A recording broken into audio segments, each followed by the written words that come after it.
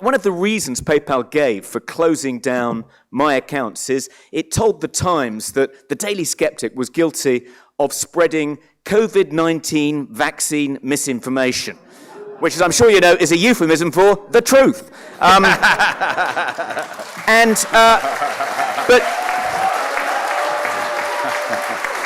when we looked at PayPal's acceptable use policy, spreading misinformation wasn't actually on the list of prescribed activities. That was clearly an oversight, because as soon as our accounts had been restored, PayPal announced that it was going to update its acceptable use policy and include spreading misinformation as one of the prohibited activities, which would enable PayPal not only to close people's accounts, but to fine them $250. And they would just keep that money. So suddenly, people started freaking out all over America. Elon Musk condemned the policy. A former president of PayPal condemned the policy.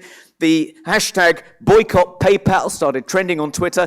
This time, tens, if not hundreds of thousands of people terrified that if PayPal decided, if Dan Schulman in his Alpine retreat decided that we'd been spreading misinformation, he could arbitrarily shut down their accounts, no notice, no right of appeal, and pocket $250. So naturally, lots of people started closing their accounts.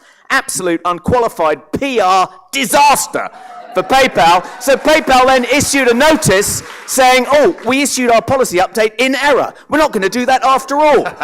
Okay, so when PayPal, when Wall Street opened, PayPal's share price dropped by 5% first thing on Monday morning. And by the end of the week, PayPal's share price had dropped to $80 from the day it picked a fight with me, it was trading at about $98.